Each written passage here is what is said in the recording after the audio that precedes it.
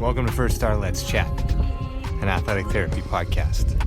I'm your host, James Gardner, certified athletic therapist, certified strength and conditioning specialist, yoga instructor, human being. This platform, for the pros, by the pros, anybody in the performance space, and beyond. Welcome here to share in the stories of professionals, experiences, journeys, learning along the way. It's a platform to connect, to network, and to be a part of a community that cares, with conversations that matter, experiences that resonate, and generate ideas, thought-provoking, organic dialogue, passionate pros. Brought to you as always by First Star Therapy, Mobility Tape, Epic, and Benchmark Athletics, in association with the Canadian Athletic Therapists Association. It's First Star Let's Chat, an athletic therapy podcast. Thanks for being here. Thank you for being a part of it.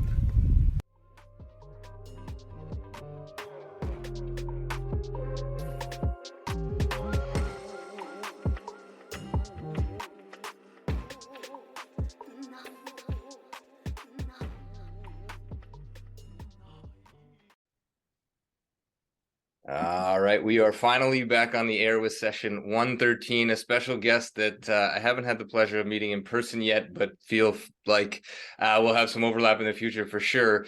Russell Gaither is a performance specialist with Orlando City Soccer Club of the MLS, where he focuses on holistic development of players through nutrition, psychology, and strength and conditioning. Best known for his ability to develop young men and elite athletes, Russell is a purposeful leader who builds meaningful relationships that produce lasting results.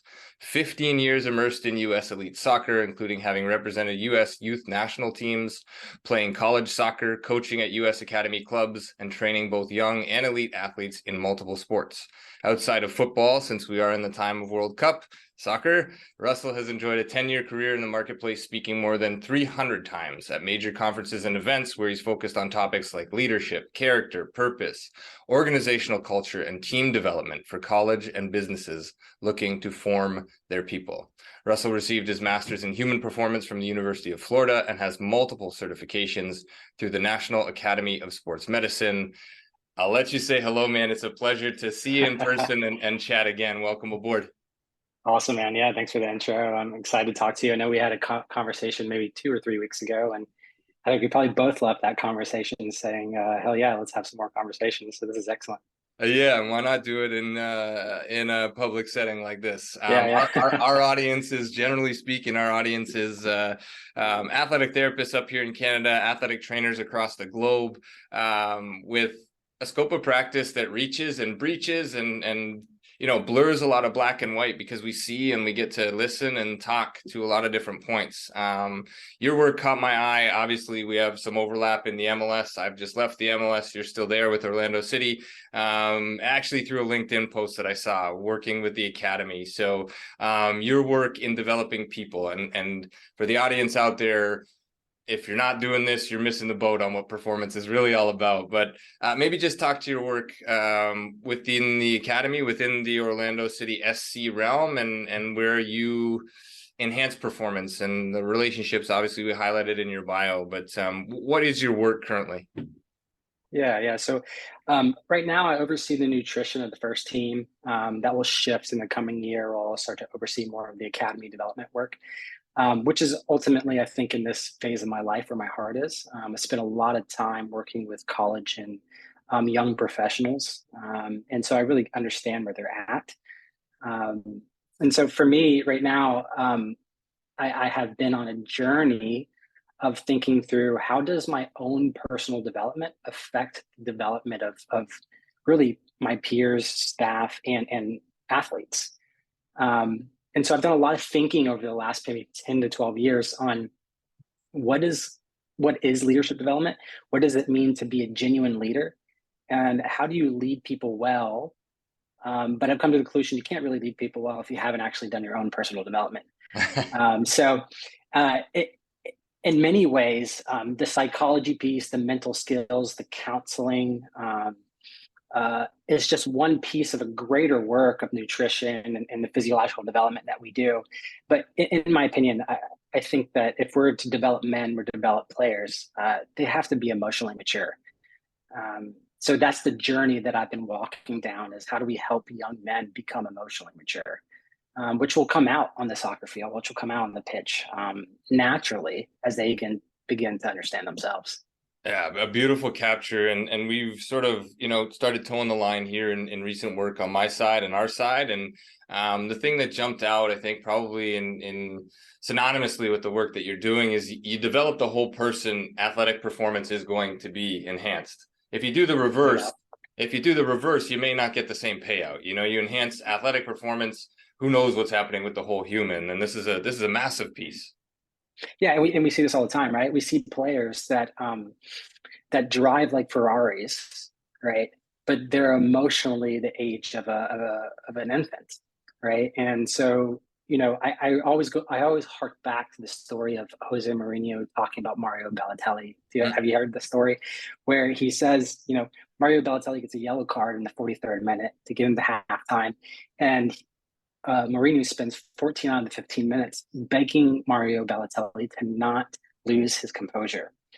46th minute of the second half, he gets another yellow card, he gets a red card, he's out for the match, right? And so I see that to be true in any locker room that I'm at. These players are Ferraris, they're Lamborghinis, right? But emotionally, when you get onto the pitch, they just can't control themselves, right? Mm-hmm. And so that asks for me, I ask a lot of questions. Well, where does that begin? What was your home life like, right? Did you have brothers and sisters? How were you treated in that situation? What trauma or what experiences have shaped and molded you into who you are today, right? That ultimately is the conversations that we get into when we're in the middle of a strength and conditioning session, or we're in the middle of eating together and breaking bread at a lunch table, right? Like those things ultimately come out if you're inquisitive and willing to ask those young players those questions. Yeah, and I think the willingness to ask is an obvious step that we need to be good at. And then the next one to that is the willingness to listen, and not just for the sake of getting the next word in, but actually hearing what somebody's delivering, right? And in our space, in the professional sports space, and we can go backwards on this or forwards on this, when we have biological maturity, where professional athletes are 23, 24, 25, 30, 32, but they haven't fully developed emotionally because they've been one-track minded or driven by success or driven by external validation.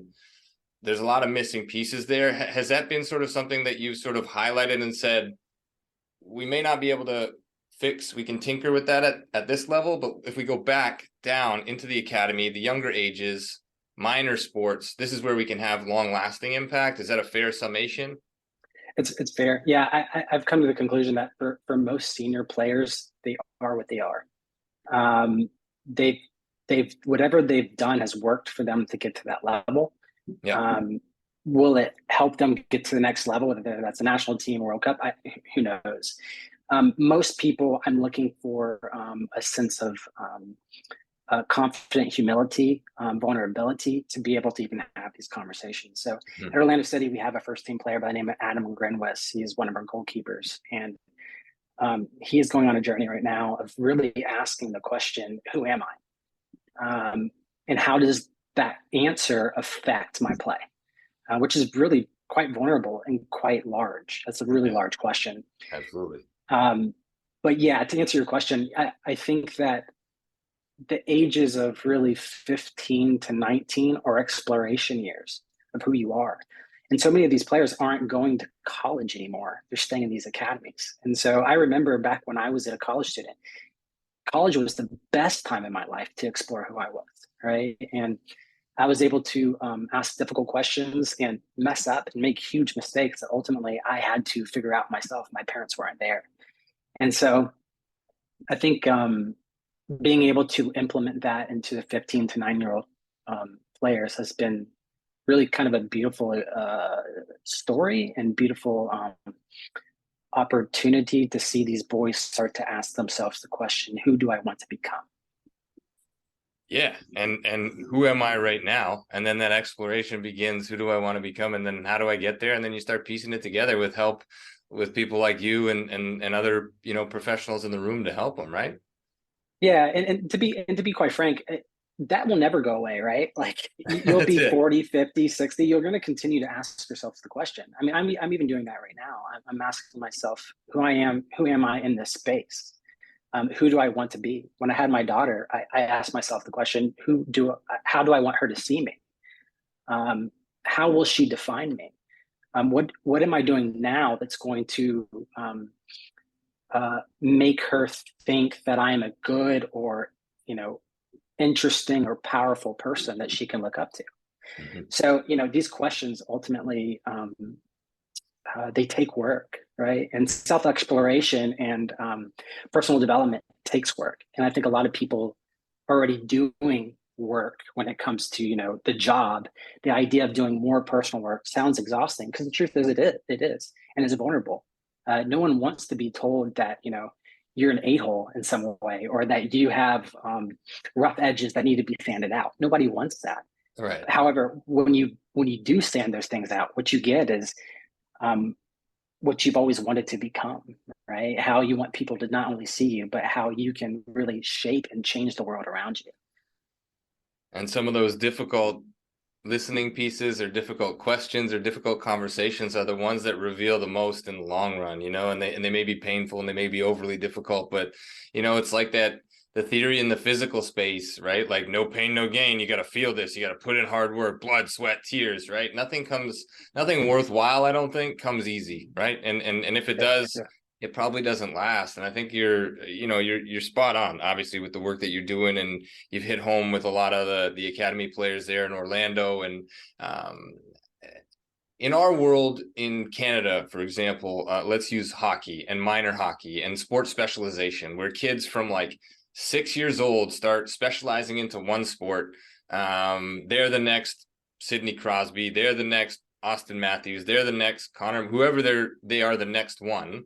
But every parent's kid is the next one. And there's thousands and hundreds of thousands of these kids playing. We have skating coaches, we have speed skating coaches, we have shooting coaches, we have skills coaches, we have all these coaches. And I now have the privilege of working with two ex pro athletes, and neither one of them had a mental performance coach or an introspective coach as to like, how do we justify external validation being worth more than internal validation, and how do we create internal validation? Like, how do we build that up? I guess let's go there with the question, is like, how do we build that up in youth? I mean, it's hard work. Where do we begin? How do we teach people within a space that is so externally validated? There's so much external noise, your coaches, your parents, your whoever telling you played well, you didn't play well, you have to do this, you don't do that.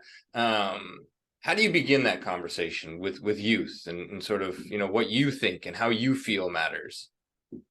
yeah. It's a good question because ultimately, whether it's the director of the academy or the coaches or the assistant coaches, they all have their own philosophy.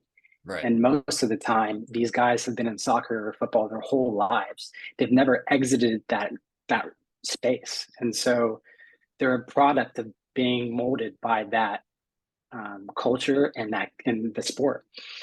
Um, I think for me, taking 10 years away from the game and then coming back Mm-hmm. has left me thinking and coming up with ideas that are external from the game. That has been incredibly helpful for me, the development of my career, and the ability to be diplomatic in that space. Um, because you have to be. I mean, in professional sport, if you don't know diplomacy, you're not going to last long. Right. And so, working with young kids where every coach and every academy director wants to treat these players like professionals, there has to be somebody in that room that says, no, I'm going to treat them like the 12-year-old kid that they are. I'm going to go on a journey of just listening to them, letting them play, letting them be 12 years old, letting them have fun, right? Letting them joke about whether it's their Pokemon cards or some video game that they're playing, right? Like that they have the ability to just be who they are. It's not fair to them to treat them like professionals. So, we had this conversation today at Orlando City where we were wanting to look at the data, the test data of 12-year-olds.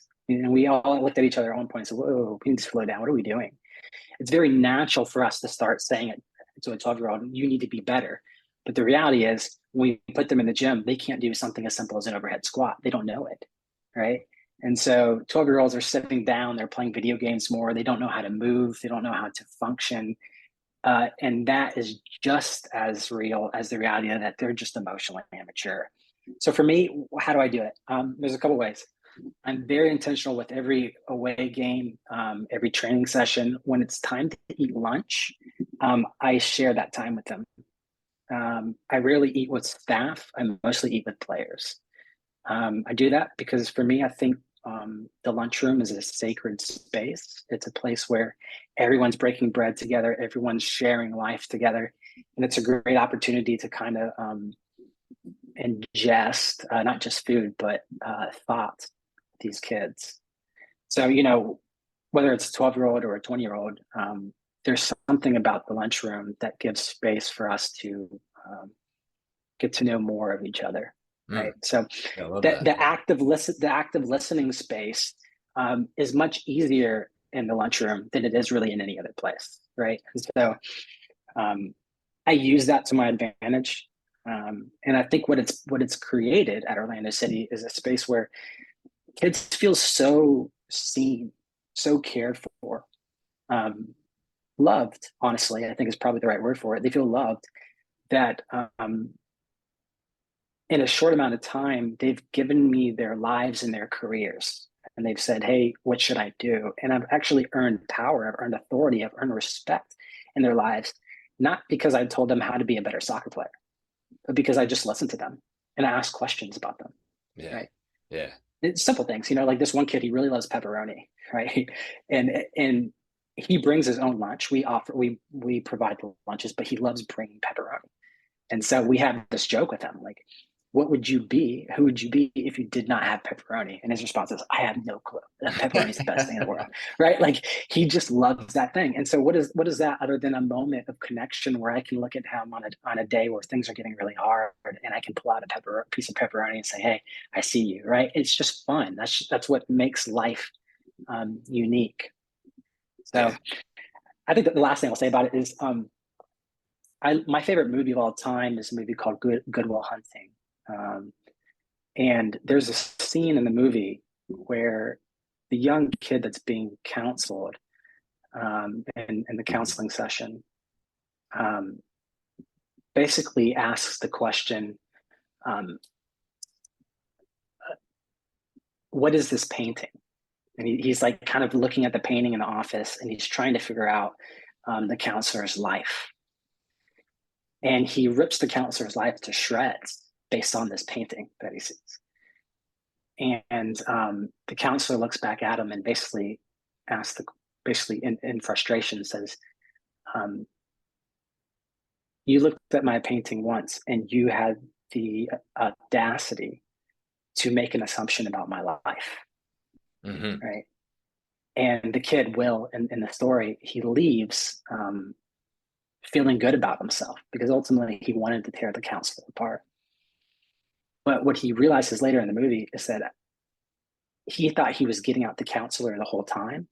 And ultimately, the counselor was actually asking him questions that actually just chipped away at his hardness. Right. Right. And so Will ultimately gives his life and his vulnerabilities to this counselor, and they become the best of friends. And I think that ultimately the best way to make it in this game, in this sport, is to ask good, profound, caring questions.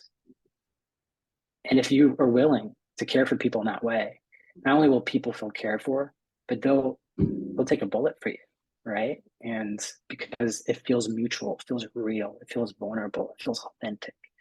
And that's what I want, right? I want authentic vulnerability. I want confident humility to be addressed in these young men at a ripe age.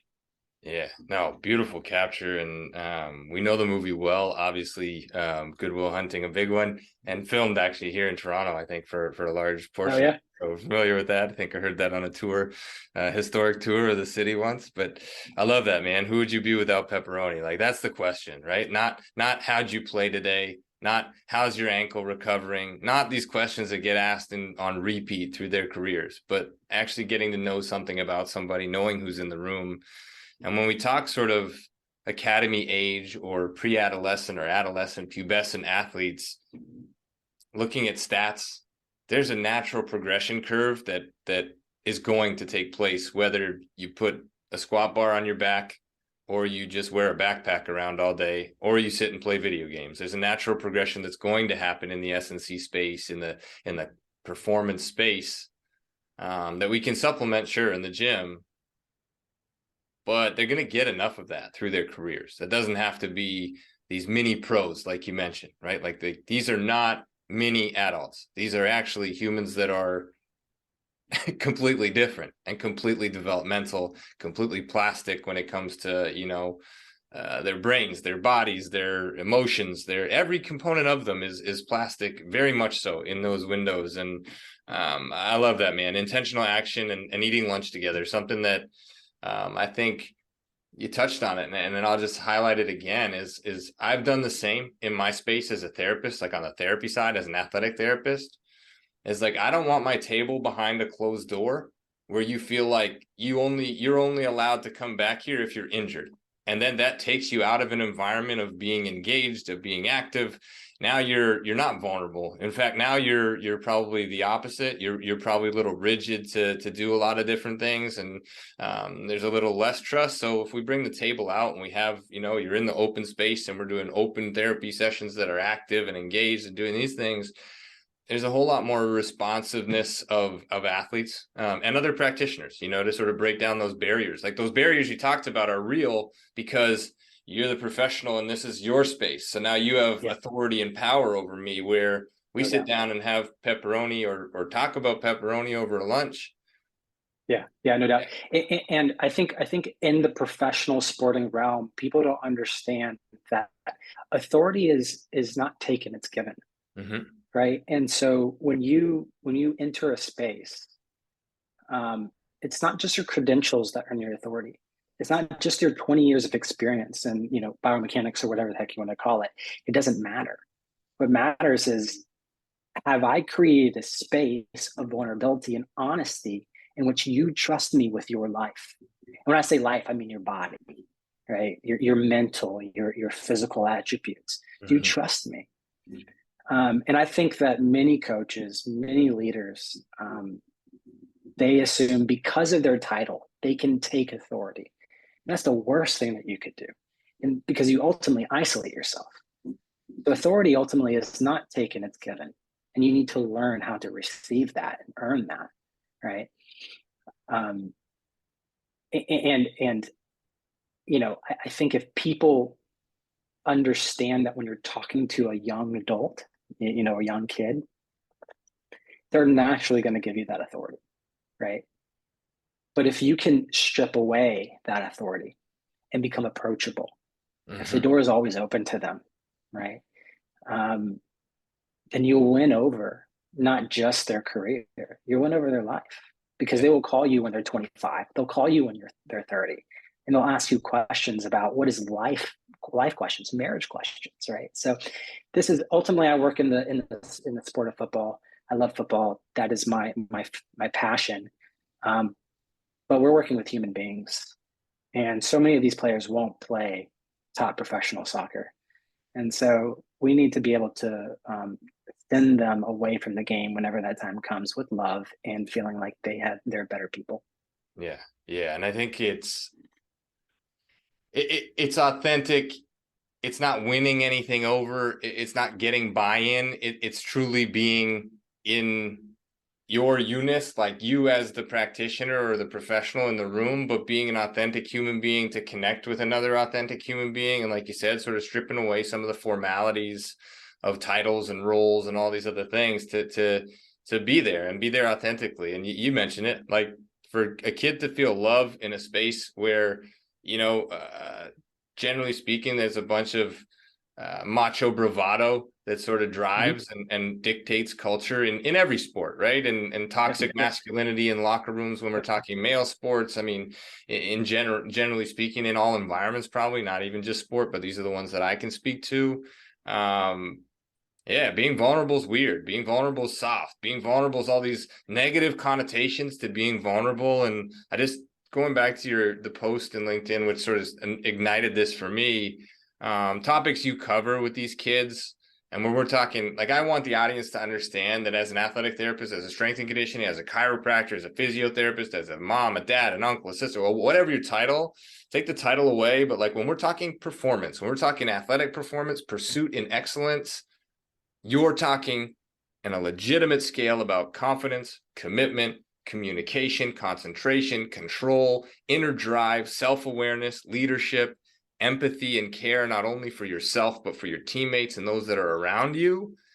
These are skills that are going to last far beyond the pitch, hold weight far outside of the sidelines, the locker rooms, and allow for that love you're expressing, that care that you're expressing, to ripple out into the world. And I see this as like the most impactful work and the most meaningful thing in the performance space that is just not done commonly, right? Like it's just not there for most of us that have gone through sport or experienced sport to a high level, or even in the amateur space. Like it's not a primary focus, but yet the enhancement of the human is going to last for the length of lifetime. The athlete is only going to last, a very decreased fraction of that lifetime. So it's just so massive, man. I'm in awe of the work that you're doing, and just kind of having the opportunity to share your story, that this is work that we can do, at least maybe not on our own, but as an athletic therapist who's grown up to like get a shoulder better quicker than anybody else, get a shoulder stronger than anybody else, be the best, do this. Like it even comes at us as practitioners, not just as athletes, right? No doubt. And so that check-in on the self allows us to check in on others, I think, as well. And you mentioned that parallel in your life and then your work, right? Yeah, no doubt. For the listeners, we went on an 8-week excursion of understanding these are the topics that we want to do. What happens if these boys take the educational series seriously, but then we continue after the 8 weeks of these sessions, we continue to bring it back up. So we built common language within the club. And then what we did was we said, what players will actually like lean into this, and we'll build around these players.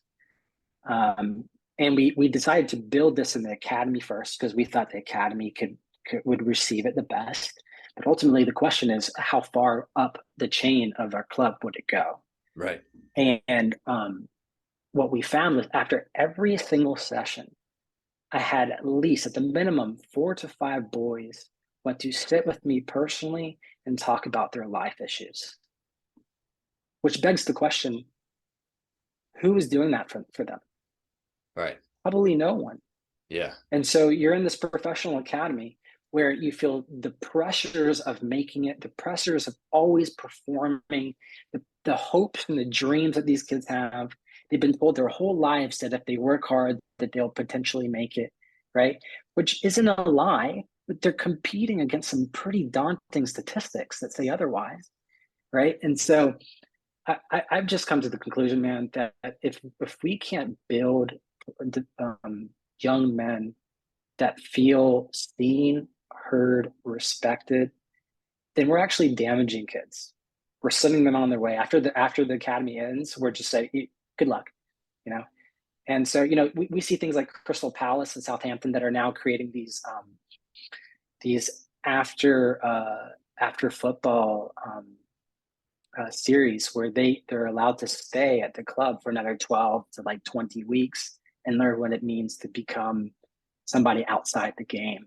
And they receive counseling and care, because ultimately, come on, if we're honest, most of these kids spend every waking moment thinking about the game. Right. And the saddest part is that when they leave the game, when they exit, they don't know who they are, and they don't know what skills, gift sets, and passions they have. Right. So for me, the 10 years away from the game was the biggest gift to my life, because I can now look at these players and say, I have passions outside of football. You need you don't have to always think about football. Are you interested in art? Yeah. Good. Learn how to paint. Do you like fashion? Awesome. Have you seen, the latest, shoes or the latest garments, right? And we can talk about that to get their mind away from football, because ultimately I work in performance and I want to increase these guys' performance. But I know that if they feel like they have an outlet somewhere else, they ultimately will perform better on the pitch. And so 100%. we have to find ways outside of football to let these boys experience their age. Um, or ultimately we're creating stunted men, right? That's it. And And what, I know we've seen this with friends. I see this with old teammates, right? We see this with family members. They are the sport that they grew up in, and when they exit the sport, they still have the same mentality, right? that's Because right. that's all they've ever known. Yeah. And you hang up the boots and now what? Right. That's the end of me. How do I turn the Yeah, page if I don't have any more pages to turn to? Right. I yeah, just got to and go that's back and in that's time. scary. Yeah, That's really absolutely. scary, right? I mean, I don't know how many transitions you've had in your life, but transitions are hard. Transitions are vulnerable. Transitions are scary, and I Absolutely. think most of us, even me in my playing career, I never wanted to create a plan B. I only said soccer is my plan A, Yeah. and when it came to an end, um, it was scary. And I didn't know who I how many was. times were you encouraged about a plan B? Right? Like how many times did somebody step in and say, yeah, you better finish school or you better do that. You better have a backup plan because you may not make, but like there wasn't a lot of work, there wasn't a lot of like, hey, we're going to do this work simultaneously with your pursuit of excellence in the sport.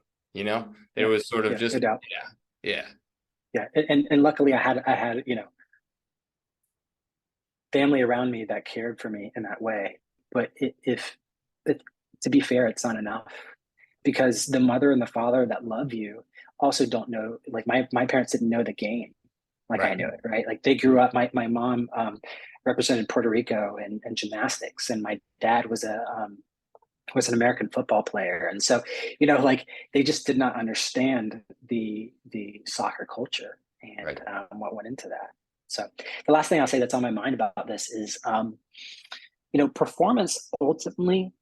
Um, I think the performance culture, performance leaders, we like to make performance more complicated than it is, right? Like performance is not that complicated, right? Like eat well, get 8 hours of sleep, you know, train well, take care of your body, have other outlets. I mean, like, what are we talking about here?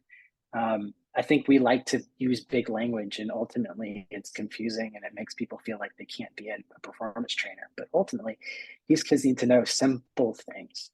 That's We it. care about you. We want you to sleep well, right? We want you to have a good meal. And those things will compound on themselves. And my wife makes fun of me because I am such a I am such a consistent fitness and nutritional guy. Like every day, I'm taking my vitamins, I'm eating like clean food, and I'm working out, right? And she asks me all the time, "Where did you get that from?"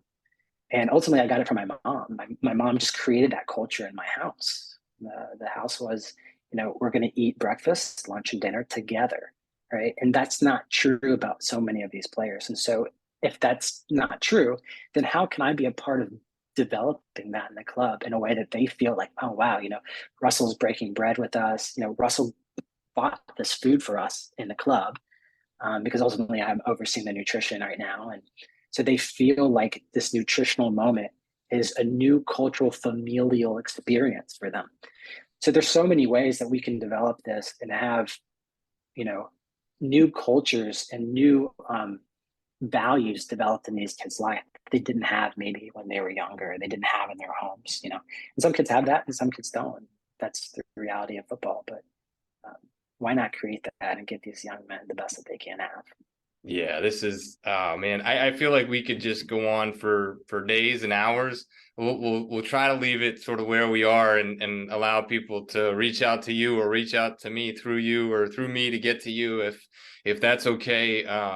Any listeners that have interest in this, Russell's an open book, as he mentioned in our sort of preamble before we got on here, and me too. And I think this lesson that you provide as well from a professional standpoint is like stepping back before you step in, right? Because I think a lot of our life is just like hit the gas and keep going, and wherever that next job is, keep climbing, keep climbing, keep climbing, and ultimately there's like this pinnacle or this place that's gonna like make us feel like we've actually made it. But then you get there, and then there's something else, or there's something more, or you hit a veer in the road, and you have to step back, or something forces you to step back. But here you are, like you step away from the game, you find all these other experiences, you step back in with so much passion, pride, and just like strength in providing more, because you've seen more, and you get the whole picture of developing a whole is going to make the parts better. If the parts are developed in part, the whole doesn't necessarily get better. And I think this is a massive line of work. And again, like, really appreciate you coming on here, taking some time.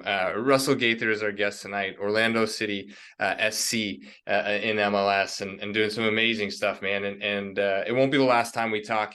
It may not be the last time we talk on this podcast.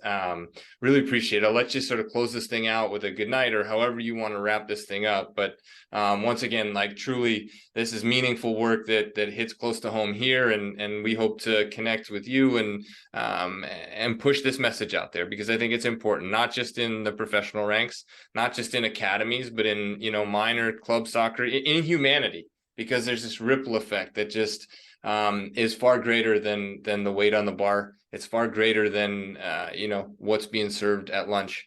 It has humanitarian work built into the performance space, and I think that's just massive, man. So thank you for all your hard work. I'm sure all the guys there and everybody you're affiliated with really appreciate it. But from this side of the 49th, best of luck to the US. I know they drew yesterday with Wales, but in the World Cup, all the best, man. Thank you so much, and I look forward to connecting again. Like I said, close us out any way you wish, and really, truly humbled and honored that you be on here tonight. Yeah, thanks, brother. Thanks, James. I've enjoyed the conversation, and I'll end with this. One of my favorite statements is, "Be quick to listen and slow to speak." And I think if we can practice that, the ability to listen, and listen well, to lean in, active listening, I think we'll create some really great leaders in our lives that will compound and create other great leaders. So I appreciate you. Feel free to reach out to me. I really check only my LinkedIn and my Instagram the most, but LinkedIn's the best place to get to me. I'm accessible, so if you have a question or want to talk about, sports psychology or nutrition or strength and conditioning, I would love to have that conversation. But until then, thanks, James. I really appreciate it. Yeah, thanks again. And to everybody listening out there, be sure to reach out, be sure to listen well, and we look forward to connecting again in the future. Good night.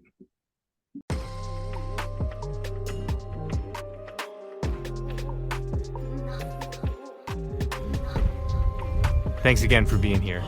Thanks for listening. Thanks for being a part of this community. Check us out online, firststartherapy.com. That's FIRSTAR therapy.com.